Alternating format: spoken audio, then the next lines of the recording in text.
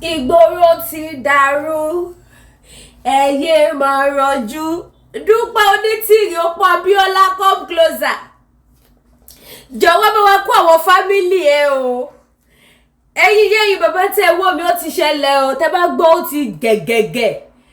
Abiola family don dey catch fire o. Abiola family ó ti gbaná. Abiola family ó ti laná. Ẹ bá ń pe Dúpẹ́ Onítìrí.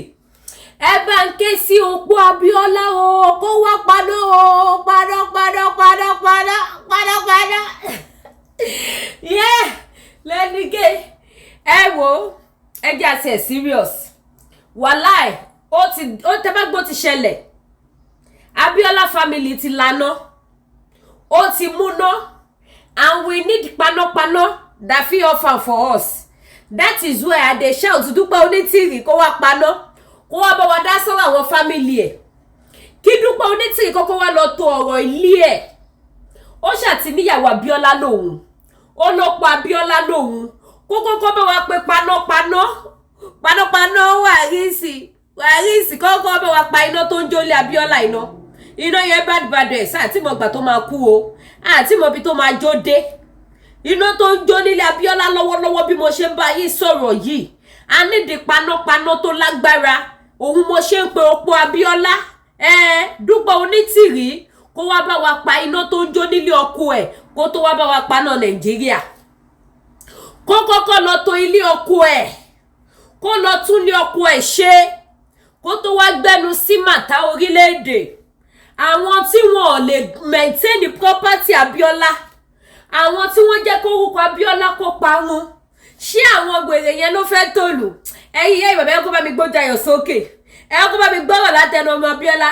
Ọmọ Abiola ti bọ́ síta o, brọ́dà mi tó bọ́ síta, ikú ò ní pa yín. Mi ò mọ̀ yín o, ọmọ Abiola ni yín. Ní agbára Ọlọ́run ibi dáadáa tó yẹ kí Abiola dé. Tí wọn ò jẹ́ kó débẹ̀ fún ìdí kan tàbí ìkejì. Brọ́dà tó sọ̀rọ̀ yìí ọmọ Abiola wà á débẹ̀ wá jù bẹ́ẹ̀ lọ. Because wọ́n lè ìrínisí nìsọni lọ́jọ́. Ẹ̀yin yẹ́ ìbàbẹ́ má bínú fídíò yóò ní gùn. Ṣùgbọ́n ẹ jẹ́ kí n sọ́ra tó tó lómi kí tó wá play fídíò. Kẹ wá gbọ́ bí ọmọ Abiola ṣe tú ọ̀pọ̀lọpọ̀ àṣírí. Bó ṣe tàn mọ́lẹ̀ sí a lot of things fún wa ní Nàìjíríà. Ẹni tó bá ṣe eré jẹ́ ká sọ. Nígbà tí Kọ́lá bọ́ síta ń jọ kìíní àná. Tó ní gbogbo àwọn tó ń jà fún Yorùbá nation. Kí wọ́n lọ pa gbogbo wọn dànù. Ó pẹ̀lú nǹkan tó dùn èmi. Pẹ̀lú ọwọ́ tí Dúpẹ́ Onítìrí tún wá gbé. Tí mo fi sọ lọ́jọ́ náà wípé orúkọ Abiola dohun ìríra. Because Abiola jà fitafita. Wípé kí wọn Yorùbá bọ́ nínú ìyà kó bọ́ nínú ìgbèkùn. Ọmọ tó wá fi okó díẹ̀ bí chíkílí. Ìyẹn wá níṣẹ́ tí bàbá òun ṣe. Tí àwọn ìka èèyàn ẹni burúkú èèyàn tí wọn ò jẹ́ kó parí. Ó láfi kíṣẹ́ yẹn kó bàjẹ́ nítorí òbò tó ń dó. Ṣèbó òun làbúrò ẹ̀ ti bọ́ síta sìn. Tó ti wá tan ìmọ́lẹ̀ kẹ́ wá gbọ́ bí wọ́n ṣe ṣe ayé. Bí wọ́n ṣe ṣayé níyàn Abiola's family especially Kọ́lá Abiola báyé jẹ́ bọ̀ òun jẹ́. Ẹ wá gbọ́ bí ọmọ Abiola ò ṣe lè rí kọ́mọ́ 50,000 naira fíra oògùn lò. Tí àwọn ọmọ Abiola ń kú pẹ́pẹ́pẹ́pẹ́ nígboro. Ẹ wá ní mọ́ pariwo kí wá kí má kàràmọ́. Eléyìí ṣọ́ọ̀kì mi. A ní ẹ bá ránṣẹ́ sọ́pọ̀ Abiola. Mo fẹ́ pariwo ṣe ṣó ìní. Ibi tó wọ̀ mí bọ́ dìde. Àwọn ọmọ Abiola ń kú wọn òrówó fi ra oògùn. He hold the richest man in Africa. Àwọn ọmọ ẹ̀ kú wọn òrówó ra oògùn. Wọn ò rí owó ra oògùn. Ẹjọ́ ṣe iná òjò nílé Abiola. Ẹ bá ń kígbe Dúpẹ́ Onítìrí Opó àfọpọ́yangàn. Ó lọ ṣe apọ́kọ́ jẹ́. Ìwọ tó lè maintain ilé ọkọ ẹ̀. Ìwọ tó tẹ́yìn ọkọ ẹ̀ ṣe tó fẹ́ wá tún ìlú ṣe. Ẹ̀yin yẹ́ bàbá ẹ gbójú ayọ̀ sókè. Tẹ́ bá gbọ́ lẹ́tìkẹ́. Ó yá. You shock me. Good relationship with Kola. Well, I don't think we're really in that. The last time I saw him, he said, and I'll quote his words, do I want to do fire for fire? And I asked him, Tabashi fire for fire, Shama John. Because that was all that, because the idea is not about, the whole Nigeria is in fire. He asked me if I want to do fire for fire. The idea is that I'm already in fire, so let's do it. Something positive opportunity will come out that I will be able to take care of my family and people who just need help in general. So yeah, we're not on good terms, and it's sad for me to say that. You know, I don't want to have an issue with my older brother. He's my older brother. I love him. You know, I hope he loves me.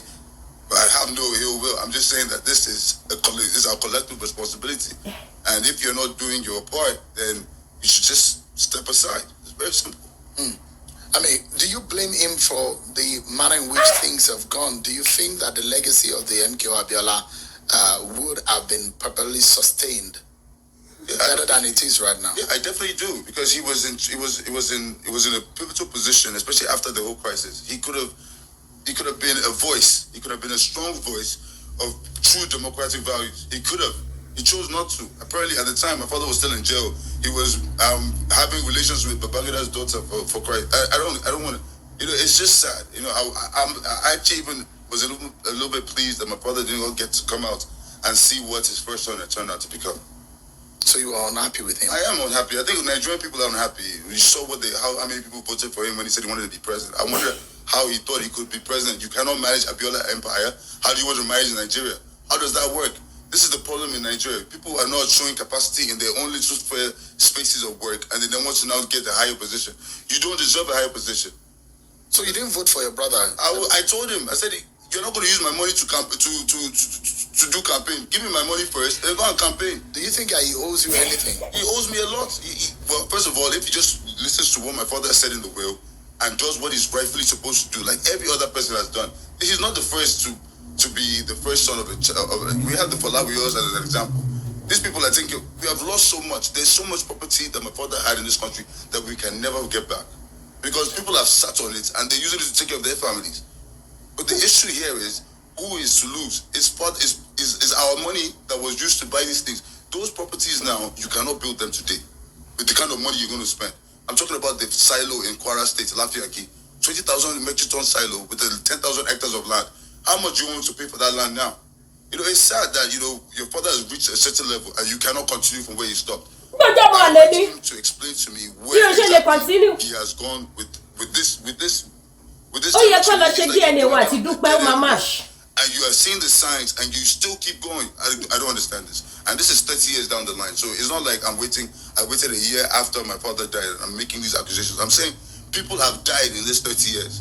I'm talking Abiola children who could not do or buy medicine just to take care of themselves. This is sad. And I'm sure my father will not be pleased about it. So I am not pleased. And it's not because, like I said, it's not because I want. It's like I wake up in the morning and my phone is inundated with text messages of people saying, I need help, I need help. How many people can I help? And if I want to help somebody, I have to first be able to help myself. It's important that we do things the right way. And I think that's just my issue on this. Have you been able to speak to Walaa Abiola about some of these grievances that you have, especially because there are those who believe that MKO Abiola's wealth would have been a generational wealth because he had so much wealth and spread across the country, such that there are those who believe that no Abiola blood should ever be poor based on what Abiola had. You're totally right. And you have to understand that what I'm talking about are just the properties in Nigeria. This is not where Abiola had his real wealth. Abiola had those companies in Nigeria just to help Nigerian people. They were losing money, they were bleeding money, but he did this because he understood the Nigerian people had something to do. Give somebody nothing to do and they'll pick up a gun. You need something to do. So he understood that. What I'm just telling you right now is very simple. You see, Abiola's wealth was from outside this country. Abiola did not do anything outside it. He was an intelligent accountant. When he was ITT, was the state director of ITT or something like this. There was monies that were being owed their company. When he was able to retrieve the money from that military government, I think it was under Murtala at the time. He went back to his masters in the West. I think it was England. When he got there, he said, "Oh, this is the check that your money you've been owing."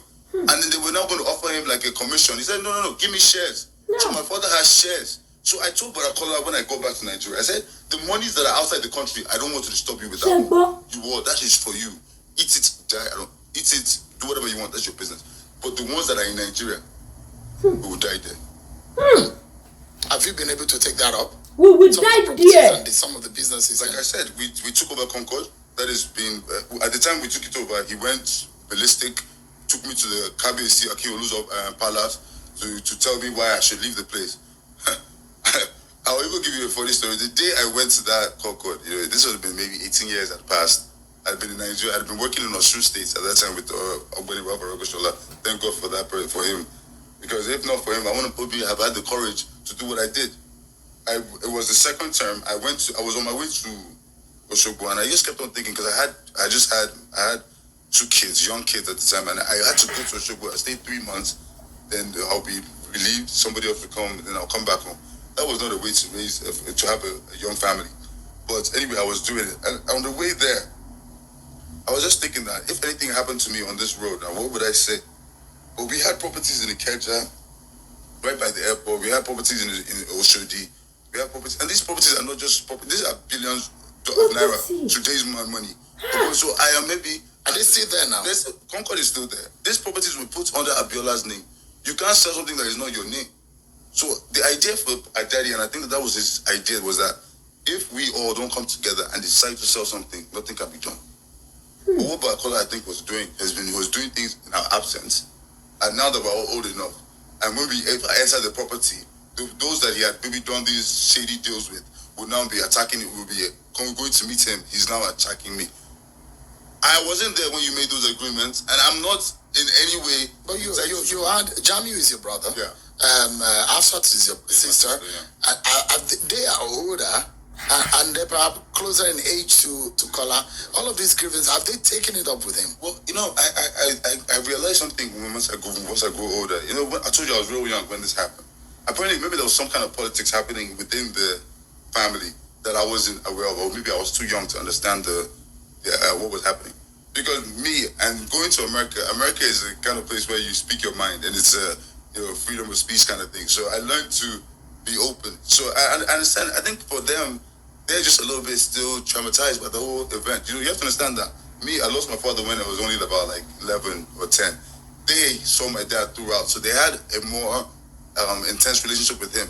It was a little bit harder for them to like come to terms with his loss. Me, younger, you know how we say kids are Brazilian, they can just they move on really quick. So I guess I was lucky in that sense. But I know that they're also not pleased with the situation, and they're also working with me towards getting us back on track. Ẹ̀yin ìyá mi, ẹ̀yin bàbá mi, ẹjọ́ ṣé kò lẹ́tì kẹ̀ ṣáà dídì panápaná. Dìwí ní panápaná àbá dídì panápaná.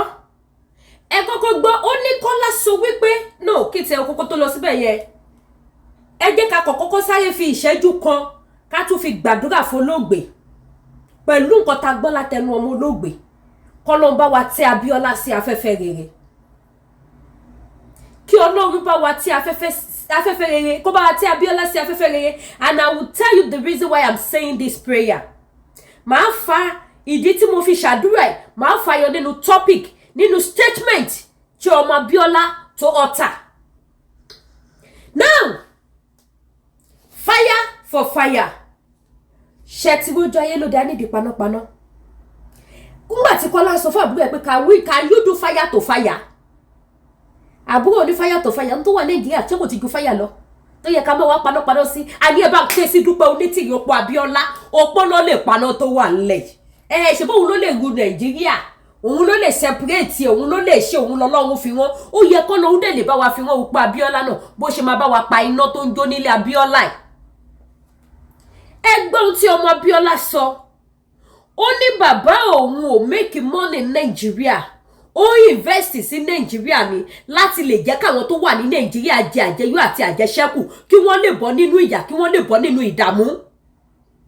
That is what Abiola is trying to do in Nigeria.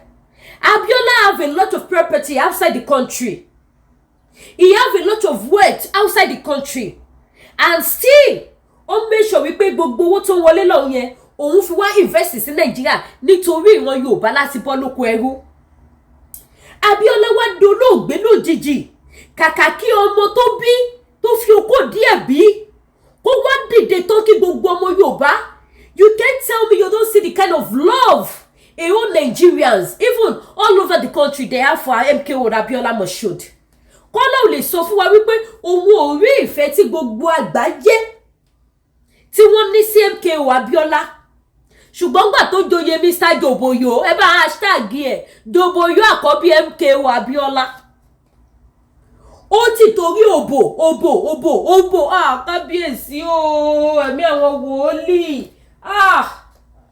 ó ti torí òbò ó bà gbogbo ṣẹ́rí bí bàbá ń bàbá jẹ́ ó wá sọ àwọn ọmọ tí bàbá bí gan sínú ìdè àti wá gbọ́ wípé gbogbo ìgbìyànjú Abiola pé kí ìran Yorùbá bọ́ nínú ìyà tí ó dẹ̀ ní ọ̀pọ̀lọpọ̀ dúkìá sí ìlú Nàìjíríà àwọn ọmọ Abiola wá dẹni tó ń kú tí ò rówó ra oògùn a whole MKO Abiola Moshood a whole Moshood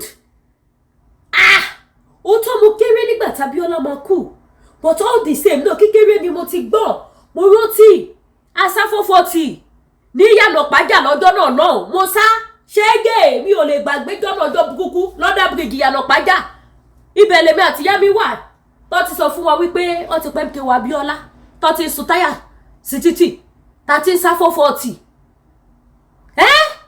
ẹ wá gbọ́ arúgbó ọmọ òṣì ó ti torí òbò ó bà gbogbo iṣẹ́ ribiribi tí bàbá ẹ̀ ṣe jẹ́ ó bà ayé jẹ́ ó bà ọ̀run jẹ́ ó wá bọ́ síta ó ló fẹ́ di pírẹ́sídẹ́ǹtì look at your life ó bó ṣe ṣẹ̀sín àwọn ọmọ bàbá ẹ̀ àwọn ọmọ ìyá ẹ̀ wọ́n kọ̀yìn sí ẹ wọ́n sọ ẹ̀dọ̀ ọmọ ìbànújẹ́ wọ́n kábàámọ̀ Abiola gan kábàámọ̀ kó gbọ́kàn tí àbúrò ẹ̀ sọ ni ó lóun mọ̀ pé pẹ̀lú gbogbo nǹkan tó ń ṣẹlẹ̀ yìí inú bàbá òun ò ní dùn lájúlé ọ̀run ó nínú bàbá ò ní dùn lájúlé ọ̀run ó ní my father will not be happy wherever he is ó nínú bàbá òun ò ní dùn lájúlé ọ̀run ṣòro ọjọ́ tí mo ti mọ̀ pé ti Kọ́lá Abiola ti tó pátápátá ọjọ́ tó ti ní kó lọ pa gbogbo àwọn tó ń jà fún Yorùbá nation àwọn tó ń jìjàgbara pé kí ìran Yorùbá bọ́ lóko ẹrú tó jẹ́ wípé àṣekù iṣẹ́ bàbá Awólọ́wọ̀ àti iṣẹ́ bàbá ẹni wọ́n ń ṣe tó dẹ̀ wo sùsù tó ní ikú lè rí ẹ̀ṣẹ̀ wọn ẹlẹ́ṣẹ̀ ni wọ́n kọ́ lọ finish wọn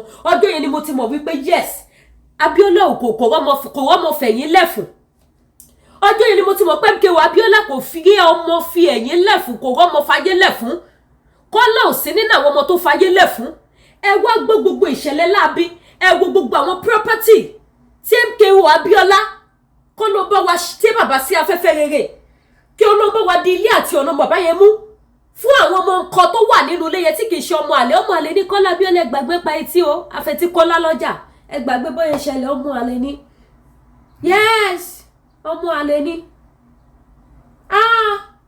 kò sí wọn bẹ́ẹ̀ ẹ wo gbogbo property tí MKO Abiola ní kọ́kọ́dù àgbọ́mọ́ kíní kan newspaper àgbọ́mọ́ kíní kan airline kíní kan bank kíní kan gbogbo ẹ̀dẹ̀ẹ̀dẹ̀ kan in fact ẹ̀mí mà lọ́lọ́run o in fact mo tún gbà pé wòlíì ni mí recent ni mo sì sọ fún yàn kó pẹ́ ti ẹ̀gbọ́n náà kọ́kọ́dù ń kọ̀ àmà gbọ́ nǹkan tó ń jẹ́ kọ́kọ́dù mọ́ kọ́kọ́dù airline àmà gbọ́ mọ́ tí mo sì sọ̀rọ̀ yẹn fẹ́ yẹn mi ò bí ó ti pé 2 or 3 weeks mo ní àmà gbọ́ mọ́ mo ní àmà gbọ́ kankan nípa dúkìá Abiola mọ́ ṣé bí olówó ṣe ń kú tí gbogbo ogún ẹ̀ dẹ̀ máa ń nìyẹn ṣé bí owó ẹ̀ ṣe máa ń nìyẹn olówó tó bá kú tí gbogbo dúkìá gbogbo láwọn tó ní bá ń run olówó tí owó ẹ̀ mọ́ ni kì í wá ń ṣe owó t'Abiola Abiola is a very hardworking man he's a businessman he's a man of his word he's a true man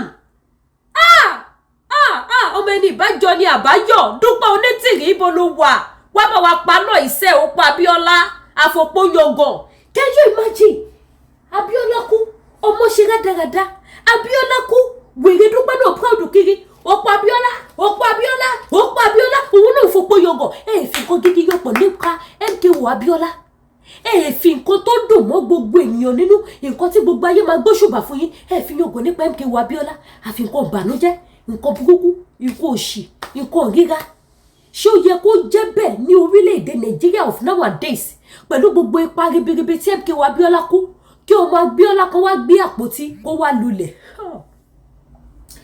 Ìgboro ti dàrú gbàṣgbàṣ ẹyẹ máa rànjú gbìn ẹ̀yin ọmọ òmìnira nation ìráyè yín báyìí ẹ jẹ́ tètè lọ báyà yín pọnmi sí mọ́tò panápaná kó lọ pa ọ̀nà tó ń jó nínú ilé wọn lọ́wọ́lọ́wọ́ báyìí kó lọ paná tó ń jó nílé Abiola abájọ lórí burúkú mo rántí June 12, 2022 mo gbé lórí burúkú Dúpẹ́ wá sórí ètò tí mo wá interview ẹ̀ tájọ ṣe program ẹ lọ wò June 12, 2022 mo rántí dáadáa tó fi kó sí black tó sọ wípé ní ló pé èní ni àyájọ́ ọdún kìíní kan tọkọ òun kú tó gbé black tó kú dúdú sẹ́nu ẹ lọ wò wípé mo kọ́ máa gbé wá sórí ètò June 12 ní 2022 ni mo gbé Dúpẹ́ wá sórí platform mi à ń bèèrè nípa family kàkà kí wẹ́yẹ sọ fún wa kí ló dé tó dá oṣù tó jẹ́wọ́ bùkádà ṣọwọ́ ẹ̀ tó yẹ kó sọ fún wa pé létí lánà ká ti tètè bá bẹ wá panápaná láti gbà yẹn ṣe ló ní ká má dá sọ́wọ́ family òun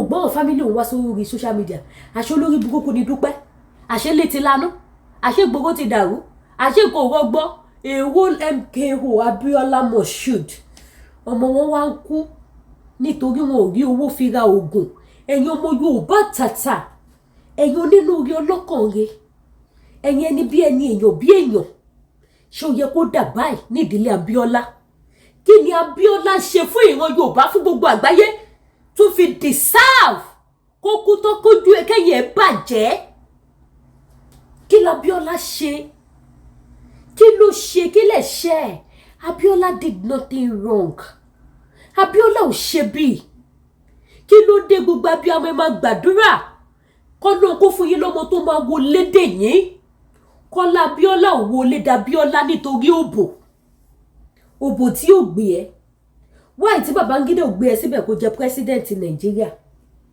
àbí ṣé torí owó màmá ìyẹn Síbíyàtù ṣé torí owó tí Babangida sì gbé sákàtà wọn tí ìyá fi jáde láyé tí ẹ mọ̀ pa àmọ́ bó ṣe lọ àmọ́ àpọ̀ keep mood ní owó odidi orílẹ̀-èdè tí wọ́n gbé sákàǹtì màmá tí màmá ò tí fi ilẹ̀ tó fi jáde láyé tọ́lọ́jọ́ fi dé kọ́lọ́ bá wa tẹ́ wọn sáfẹ́fẹ́ rẹ̀ tí Babangida ń béèrè owó tó lóòlówó òun mọ́ ẹni tí ń pa ẹ̀yẹ́ ò sọ fún ẹ òun náà ṣe fi òbò gbókè ibi tó gbà wá náà ló máa bà tiẹ̀ jẹ́ ara ìyá lọ́wọ́ obìnrin ló ti jáde ojú òbò ló ti jáde òun ló ṣe fi òbò ra iye Kọ́lá Abíọ́lá o òun ló ṣe fi òbò bá yí ẹ̀jẹ̀ o tó wá fi wá kó orí burúkú yẹn wọnú ẹbí property tí MKO Abíọ́lá ní tí wọ́n bá pín fún gbogbo àwọn ọmọ ànídúpẹ́ òrí property gbà ṣé mo ṣe ń sọ fún yín ni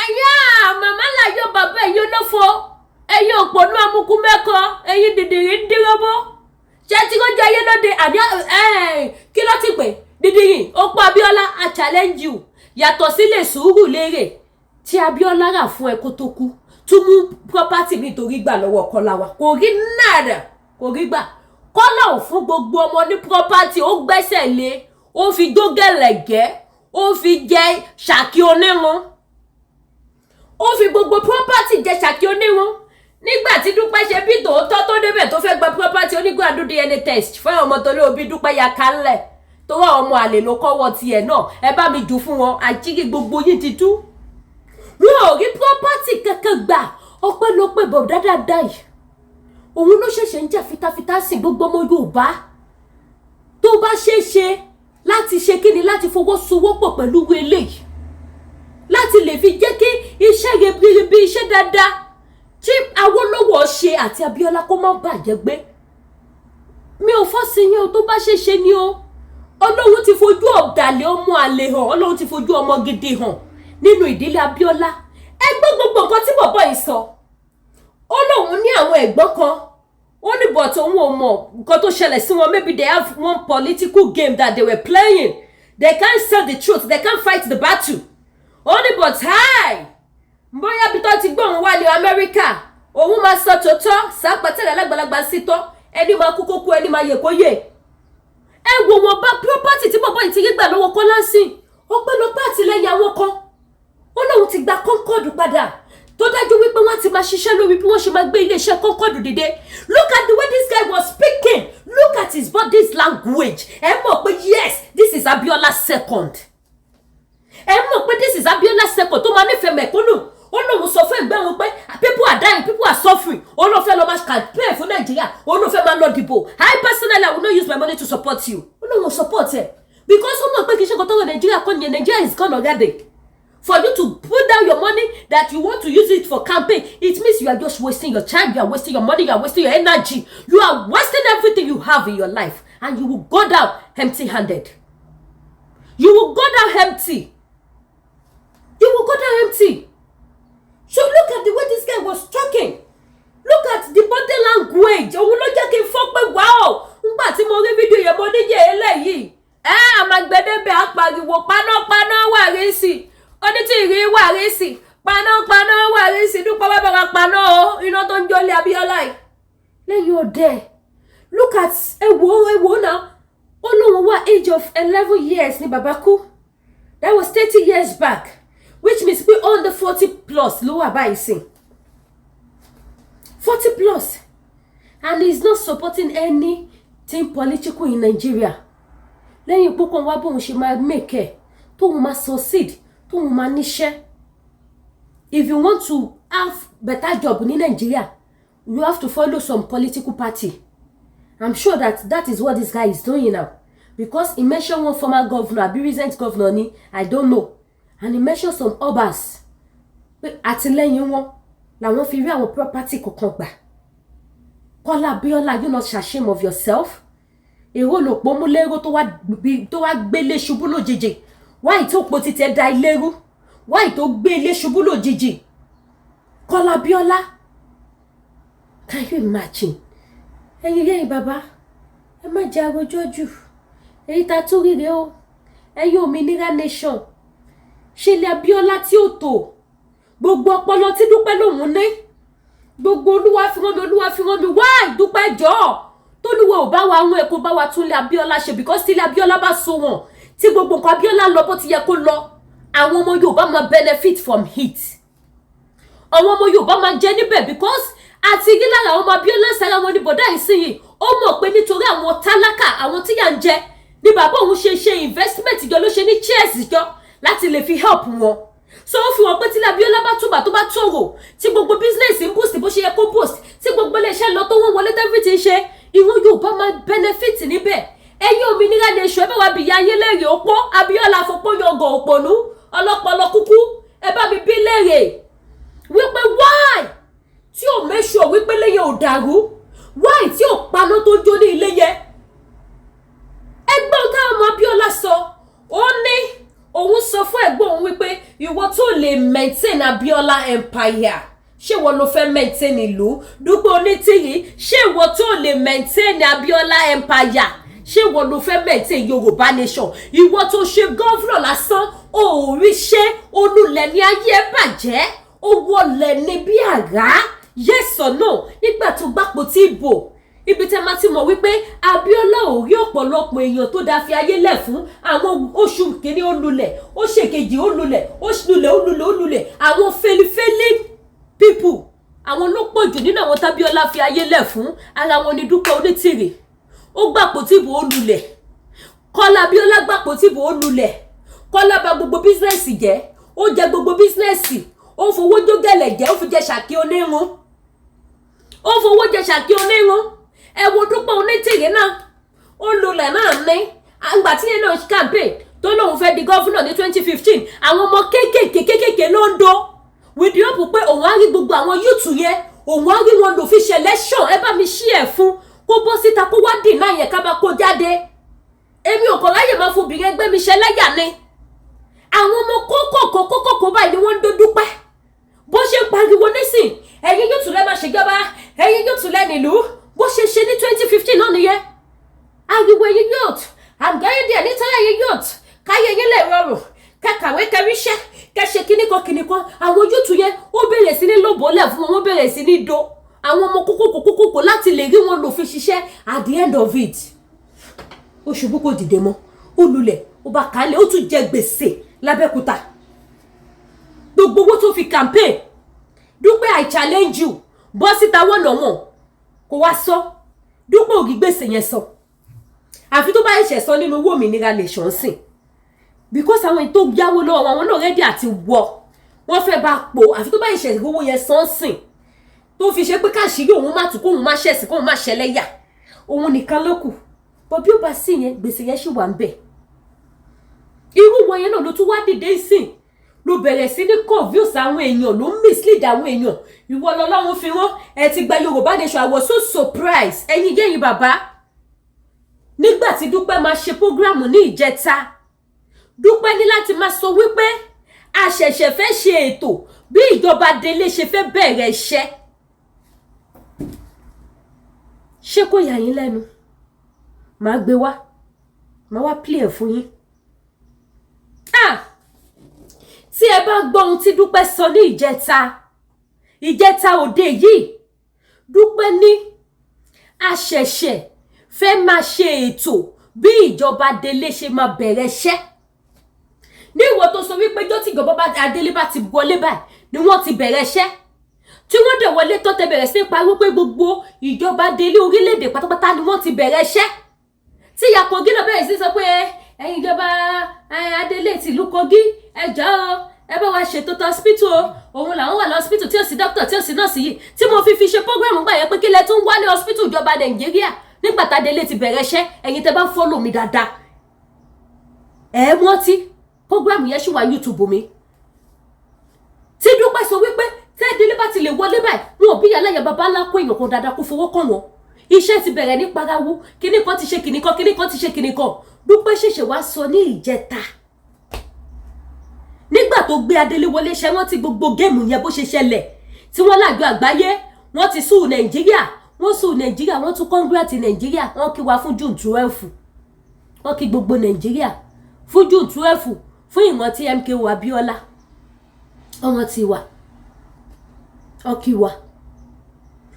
Dúpẹ́ dẹ̀ ni wọ́n ti sú wọ́n ti ṣe gbá wọ́n ti ṣàwo story yẹn pọ̀ tó ìbí ò fẹ́ kí fídíò igun tí Dúpẹ́ narrate fún wa tó ní ìjọba ti bẹ̀rẹ̀ tí ìjọba Adélé náà olórí Adélé tí yẹn náà ń gbé news jáde lójoojúmọ́ tó wọ́n ka news.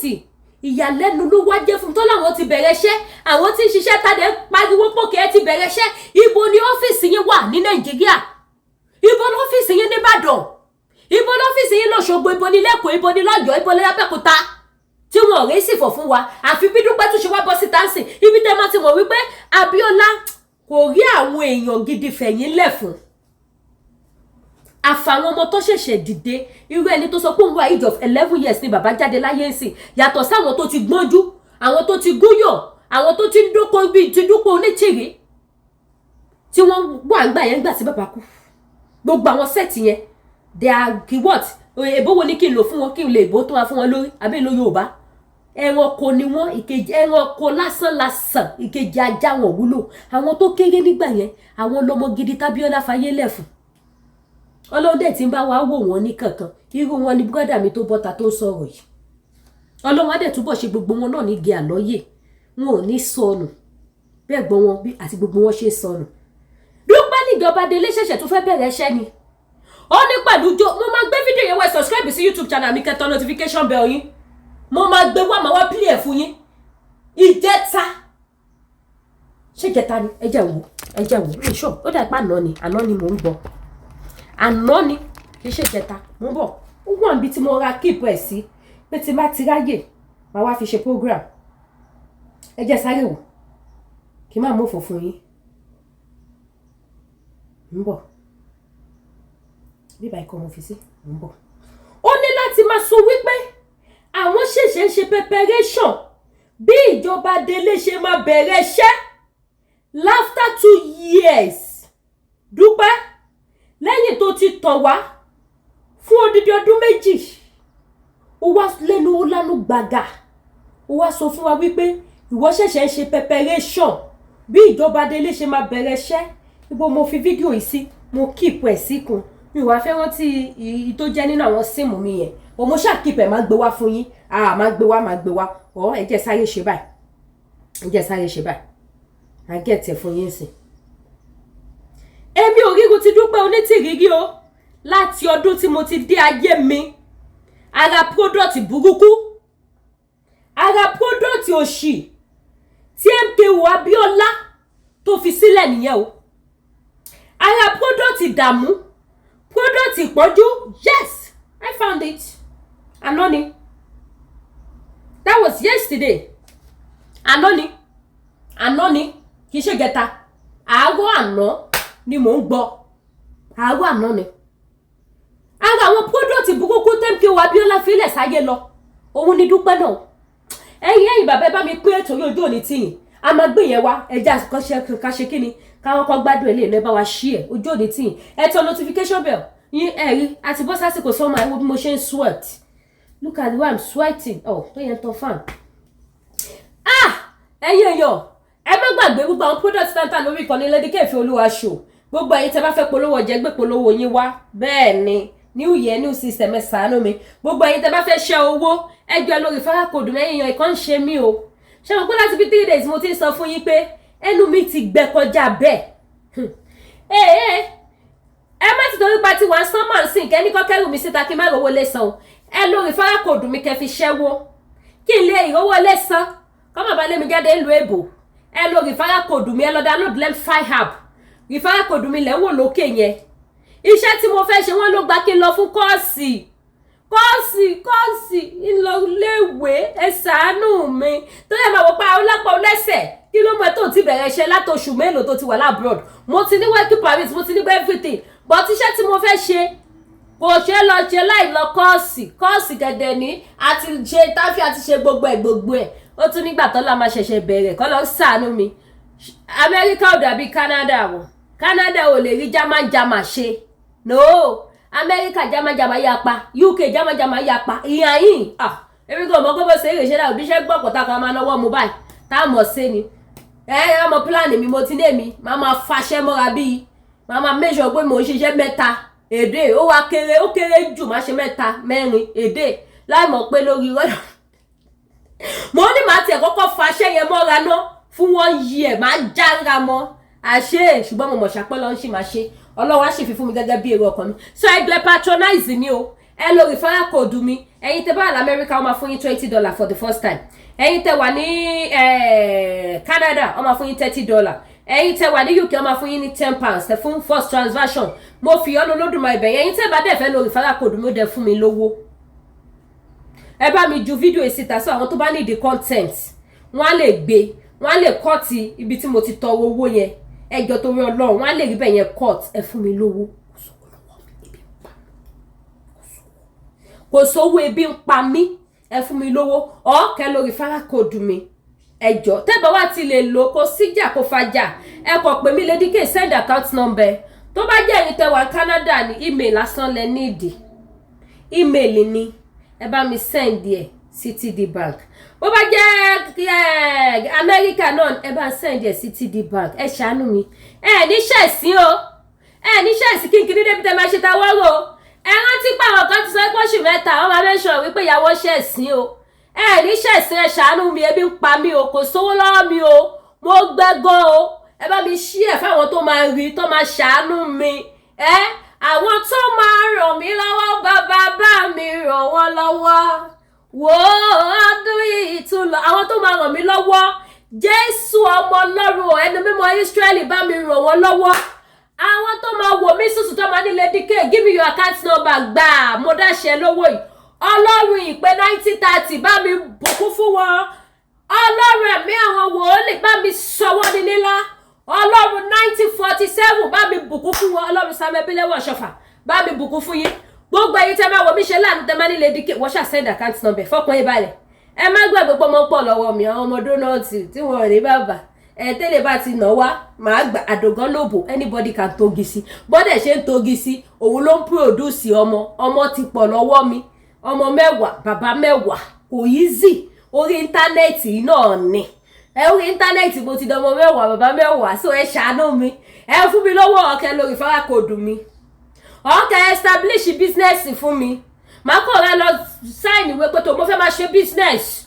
àwọn ìyá alálùbáríkà bàbá àdùnnú àwọn godmother aláyọ̀ godfather àdùnnú wọ́n ti establish fún mi mo fẹ́ máa tajà ìṣẹ́jú mélòó tó bá máa fún mi ní ìwé wọ́n fún mi ní gún àyẹ̀ ẹ̀dí tẹ́ bá ti gbówó fún mi so ẹ jọ̀ọ́ ẹ wò mí ṣe láàánú o omi jẹ́ ojú mi bèrè àánú yín o bàbá gẹ́gẹ́gẹ́gẹ́ content mo kàn múlẹ̀ fún wọn ni ṣé gbogbo àwọn show yìí àwọn haters bàbá mi cut ẹ̀ ó dijọ́ tí máa wá ṣe báyìí tí bá wá ní kiri olóòrùn wọ́n tó yẹ kó orí social media lọ ti ń dáwó fún ẹ content yìí alágbára ẹ̀yin ìyá mi ẹja máa fún wọn ṣe ẹjọ́ máa bu wákàwá máa ká mo mọ̀ pé tó máa fi dìgbà tó máa fi wá fi content yìí bú mi ọlọ́run á ti ṣe màá ti gà màá ti lówó lọ́wọ́ tí bá ti lówó lọ́wọ́ náà tá máa wá bú mi tí bá ti lówó sí tí mo ṣe ń tọrọ wọ́n máa bá mi store ẹ̀jọ́ ni wọ́n ní fi sọ̀rọ̀ o wọn ò ní fi bú mi o pé kíní kan wọn ò ní sọ̀rọ̀ o ẹ̀yin ìyá mi ẹ ṣàánú mi ẹ bá mi pín wọn gbòòrò ayé ojú òní tìyìn panápaná Wàrísì ọ̀pọ̀ Abíọ́lá bọ́bẹ́ o we need panápaná wà lọ paná tó ń jó lé yín ẹ ṣe ire o.